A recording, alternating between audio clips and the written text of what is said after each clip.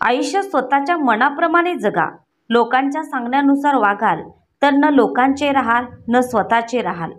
ज्याचं मन मोठं आणि खरं असतं त्याला दुःख आणि अडचणी सुद्धा तेवढ्याच मोठ्या असतात.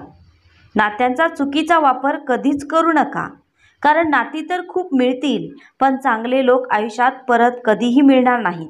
इतके समजदार बना की कोणाच्याही चुकीला लगेच माफ करा, पण इतके मूर्ख बनू नका की एखादा धोका देणाऱ्यावर परत परत विश्वास ठेवाल. तुम्ही फक्त हसतमुख चेहऱ्याने वावरा आणि म्हणा मी ठीक आहे, कारण इथे कोणालाही कोणाचीही कदर नाही आणि कोणाच्याही दुःखाविषयी सहानुभूती नाही. आयुष्यात बदलायला कोणालाही आवडत नाही, परंतु लोक वागतातच असे की बदलायला भाग पाडतात. आजच्या जमान्यामध्ये खरी गोष्ट हीच आहे की तुम्ही पैसे कमवा, लोक स्वतः येऊन तुमच्या बरोबर नाती बनवतील. एकटं जगण्याची सवय होऊन जाते तेव्हा साथ देणारी बदलतात. खूप मजबूत असतात असे लोक ज्यांच्याजवळ गमावण्यासारखे काहीही नसते.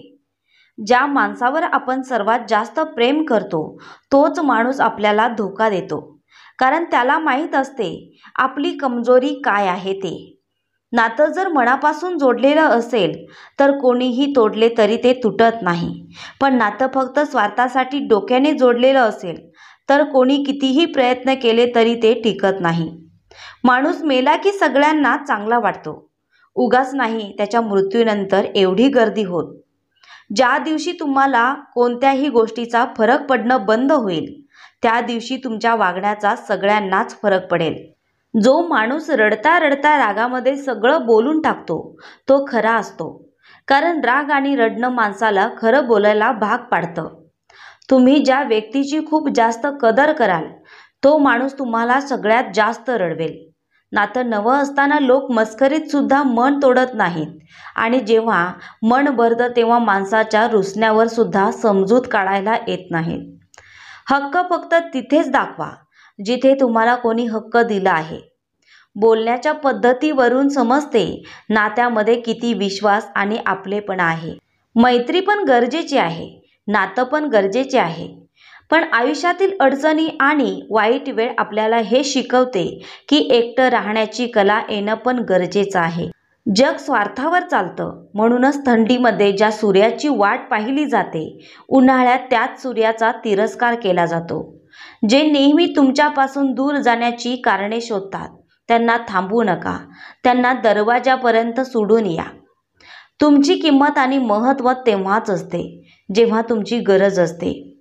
तुम्ही नात्यांना कितीही वेळ दिला तरीही नंतर लक्षात येईल की एकटं राहिलेलं चांगलं असतं. कोणतीही गोष्ट मिळवा किंवा गमवा व स्वतःच्या स्वार्थासाठी कधीही कोणाचा वापर करून घेऊ नका. जर समोरचा समजूनच घेत नसेल तर त्याला समजावण्याची गरजच नाही आणि कोणी मान्य करतच नाही तर त्याला एखादी गोष्ट सांगायची गरजच काय. जेव्हा आपल्या जवळच्या व्यक्तीच्या आयुष्यामध्ये आपल्या जागी दुसरे कोणीतरी आला असेल तर तुम्ही 2 पावलं मागे सरकणं कधीही चांगलं असतं. धर्म कोणताही असो, तुम्ही फक्त चांगला माणूस बना. हिशोब तुमच्या कर्माचा होतो, धर्माचा होत नाही.